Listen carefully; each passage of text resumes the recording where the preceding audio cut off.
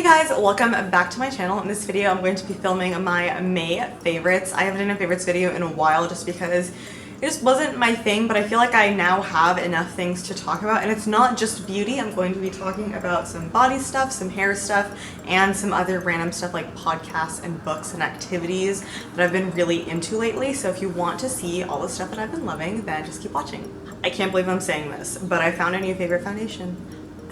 This is the Laura Mercier Candle Glow Soft Luminous Foundation. I have been putting this to the test for quite a while now. It is a foundation that I'm wearing on my skin right now in addition to some liquid highlight and some blush. Yeah, guys, this foundation is absolutely beautiful. I am so glad that I listened to my friend Sophie about this foundation, because you know that I love the Laura Mercier Candle Glow pressed powder to set my foundation. She was the one who was like, hey, you should really try the actual foundation if you like the powder so much.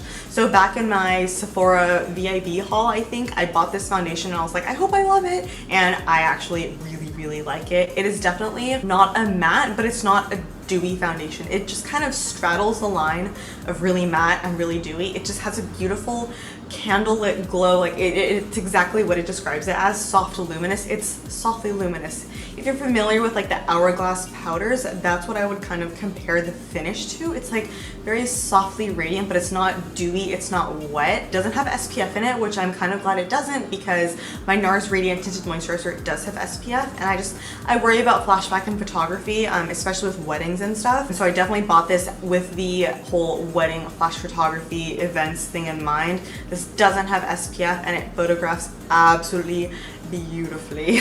And for reference, I am in the shade Golden and it matches me perfectly. Next up, I have the Glossier Cloud Paints. I don't know if I've talked about this on my channel yet, but I'm going to talk about it now. Basically, I have all four. I bought them myself and I love them. I am currently wearing the colors Dusk and Beam. I think Dusk and Beam are my two favorite colors. Dusk is like a very warm nude color, and then Beam is like a brighter orangey color. I use Dusk to actually contour, and I use it as kind of a liquid bronzer. It's a little bit warm for liquid bronzer, but now that I've, gotten a bit of a tan, I think it works really nicely. So I can just kind of dot it here on the contours, on my forehead, along my jawline. And then Beam is a beautiful kind of like bright tangerine creamsicle color to dot on the apples of the cheeks and brush backwards. I'm going to swatch all these for you. So I've applied them all to the back of my hand. The first color is called Haze, and this is, why is it so dark? Actually, it's about to start raining, so I hope I can finish this video in time. So the first color is Haze right here, and it's like a really pretty bright raspberry color. It's more of a deep color in my opinion. I just bumped up the exposure on my camera because I feel like it's getting really dark. Like the clouds are rolling in, so I need to pick up the pace. And then the next one, called Puff. This one is really cute. This is like kind of like a baby doll pink color. I really like this one on the apples of the cheeks. If you have very dark skin, I don't know how it would show up on you, but it probably would. The next one is the most versatile in my opinion. This is Dusk. And I don't know if you're gonna be able to see it, but it's right there. It's like a warm nude color. I really like that because I can use it to contour. And then finally we have Beam, which is a really pretty corally tangerine creamsicle color right there. They're not glossy. They just look glossy on my hand right now because they're wet, but they definitely dry down matte, and I absolutely love them. And the great thing about them also is that they feel really lightweight on the skin, which is what I really look for in makeup nowadays, because I'm really over the like caked on heavy glam makeup for like on a day-to-day basis. Okay, and then finally in the makeup category, this is another product that I bought during my Sephora haul. This is the Sephora Pro Airbrush Concealer in the number 57. I was right. I was absolutely right about how much I would love this. I didn't know that I needed a concealer brush until I got this one. It's just the perfect concealer brush in my opinion, because the bristles are just dense enough to be able to actually, pack on the product, but it's just fluffy enough to blend it without losing the opacity of the concealer, because like I said, I'm really into lightweight products nowadays, and so usually I'll just take a teeny bit of concealer and dot it on my under eyes and anywhere else I need it, and I'll just take this and actually pat in the concealer, and that actually really helps maintain the coverage of the concealer but still blends it out. And also the brush is just really beautifully made. It hasn't shed at all since I bought it. I'm actually really impressed with Sephora brushes. I definitely am gonna look into buying more of these because I really like this. I would consider it an absolute essential. I don't know what the hell I was doing before I got this. Now onto hair and body. I told you that if I liked this product, I would be talking about it, and here I am. This is the Briogea Rosarco Milk Reparative Leave-In Conditioning Spray. Wow, this is a very unique product that I haven't seen anything like this in my opinion. Basically, it's a spray conditioner. You spray it like this, so you can spray in your hair while it's still damp, and it conditions your hair basically. I absolutely love this because the scent is wonderful. It makes my hair so soft. Like, I can't even explain to you how soft it makes my hair feel. And I do have very silky, fine, kind of like, you know, I have soft hair, but this took it to a next level. Okay, and then next I have a few shower gels. Okay, so I just had to turn on the ceiling light because it is so dark outside because it started pouring rain. If you ever move to Texas or like Dallas, Houston, Austin area, please know that when it rains, it pours. Like, I don't think I've ever seen it just sprinkle. It pours and it's so sudden. But anyway, moving on. So this is the Aldo Bandini shower gels. I get all of mine from sorelcare.com. They also have an Amazon store that I'm gonna leave the link to down below because they do offer free 2-day shipping with Amazon Prime. So that's really exciting because honestly with me, if I see something on Amazon and it's Prime and I get free shipping on it, probably gonna buy it. But anyway, these are the 2 shower gels that I'm currently using. If you remember the blue one, I think I talked about it, but I completely used that one up. Like, there's nothing left in that one, so I've moved on to trying these. This is the pure one. This is in the scent Magnolia and White Cotton, which is just such a wonderful scent. It's just so fresh. It's fresh and sweet and very light. It's definitely a very girly scent though. And then this one is their sensual scent, which is tamarind and ginger, which I wasn't really sure about. I'm not gonna lie. I wasn't sure when I first read that. I was like, what? But oh my gosh, it's just such a unique scent. It's still very fresh, but it's got a little bit of a zing to it. It's got a little bit of a something kind of spicy, but it's still feminine. Oh my gosh, it smells wonderful. And the thing that I really like about these is that it doesn't have any drying ingredients. It doesn't have that sodium lauryl sulfate that is really bad for your skin. Instead, it has sodium laureth sulfate, which is completely safe to use on your skin, even your face.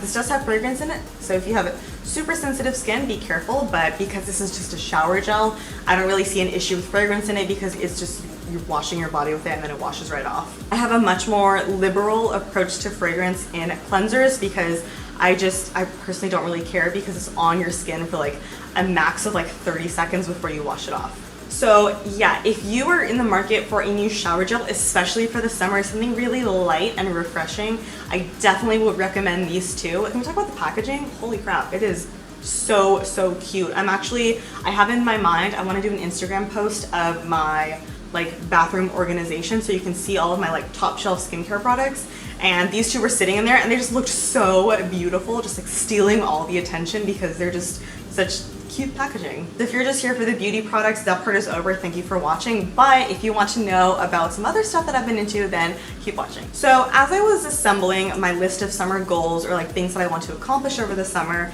I decided that I really want to learn how to read and write my mother tongue, which is Gujarati. So my mom has had this Gujarati book for ages and ages and ages, and I've looked at it in passing. This summer, I really wanted to commit to teaching myself how to read and write. So as you can see, we have a different alphabet system. So far, so good. It's coming pretty naturally to me, but that's what I've been into. And so I kind of wanted to use this as kind of a segue to talk about language learning, which is something I have been really into lately. This kind of hobby of mine comes and goes sometimes depending on how busy I am, but last semester I took a French class and I absolutely loved it, and it reminded me how much I love learning languages. I'm actually also fluent in Spanish, and like no one in my family speaks it. I learned it only through school and then also teaching myself. And so I've been doing that with French, and then I'm also gonna do this with Gujarati, and I think this will be a lot easier because my family actually speaks Gujarati. So anyway, I've just been using this book. I've been FaceTiming my grandparents and having them help me, which I think is really cute. They really enjoy that. And then I've also been keeping like kind of a journal to write down all my notes. See? Practicing the alphabet. So yeah, that's something that I've been doing.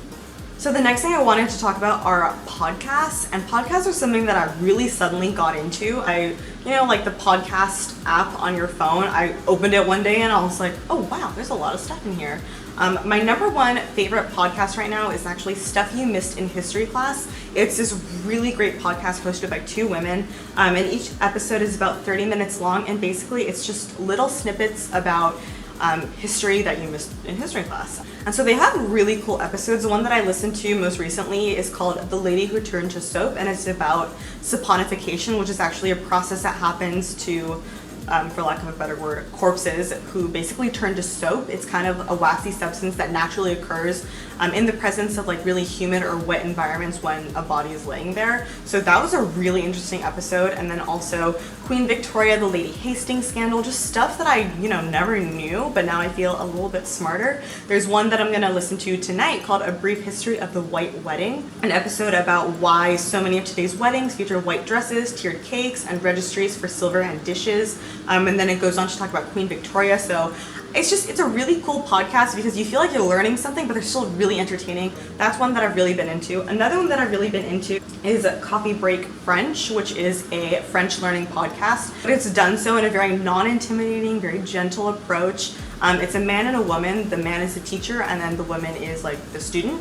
And so they do a lot of back and forth about how you pronounce things. And because this woman is also learning as you're also learning, sometimes she'll make mistakes, like really common errors, and then the teacher will correct her. So I really like that because in the podcast itself, they go pretty slowly, so you have time to actually repeat what they're saying. So that's a really good one if you're learning French. And then another podcast that I like is called Live Creative Now with Melissa Dinwiddie. Her podcast is very bouncy and very upbeat. She calls herself a happiness catalyst, creative instigator, passion pluralite, which I love all those things. I do consider myself a creative person, and so I listen to her podcasts now and then. They are on the longer side, 30 minutes to an hour. Even if you don't consider yourself a creative person, I still feel like this would be a really good podcast to listen to because it addresses a lot of things about motivation and also what she calls gremlins, which are those little voices in your head that tell you you're not good enough, you're not smart enough, you're not creative enough. I feel like that's also a really good podcast. If you are not into really upbeat personalities, you are not going to like her, but I personally really enjoy the positive injection of energy into my mornings. This is a podcast that I listen to when I'm brushing my teeth in the morning, like getting ready. So yeah, maybe you should check that out. So those are the 3 podcasts that I'm gonna recommend right now. If you want to see like a full video dedicated to maybe podcasts, YouTube channel, stuff that I like to watch in my spare time, then give this video a thumbs up. But anyway, the last thing I'm gonna talk about is, of course, journaling. I've always been really into journaling for a good year now. Over a year. It's been over a year. But I just wanted to say that I made an emergency. Oh, is there anything weird on this page? I hope not. But I made an emergency happy time list, which is something that I encourage all of you to do because an emergency happy time list is just a great way to like get in tune with what really truly makes you happy or relaxes you. Because I don't know about you, but when I'm in a really bad mood, I have trouble coming up with things that are gonna relax me and make me happy. And so because all of this is written down, all I have to do is flip to this page in my journal and be like, oh, I should eat some dark chocolate, or oh, I should organize my makeup or do a face mask. But yeah, I just wanted to mention journaling because it's just something that I'm really passionate about. I love journaling, and it's funny because I don't consider myself a writer, but I adore journaling, and maybe writing is something that I want to get into. I was really into writing as a kid. I would write a lot of short stories, and at one point I was like, I'm gonna write a novel. That didn't go anywhere. Yeah, I think that is it for this video. If you enjoyed it, and if you didn't mind the weird changing lighting, I'm actually gonna show you the rain outside because it's a little intense. Look at this! This literally happened as I was filming. It just got really dark outside. Whoa, do you hear that? It got really dark outside and then it started pouring rain, so yeah. But anyway, if you want to see a devoted video just about my favorite YouTube channels, podcasts, stuff like that, then give this video a thumbs up. My question to you, what were you loving in the month of May? And please recommend good books to me. I am in a mood to read and I can't think of any good books that I want to read right now. So leave a comment down below and let me know what book you've really been enjoying. If you have a book that like really truly changed your life, let me know. If you have a book that really made you laugh, let me know. I'm in the mood to read, so help a girl out. So that is it for me. Thank you so much for watching and spending this time with me. I apologize for the weird changing lighting, but it is what it is. I use natural light to film, and so when the natural light goes away, I have to make do with ceiling light. But anyway, thank you for watching, and I will see you in my next video. Bye. I'd just like to announce that there's now a flash flood warning. I love Houston.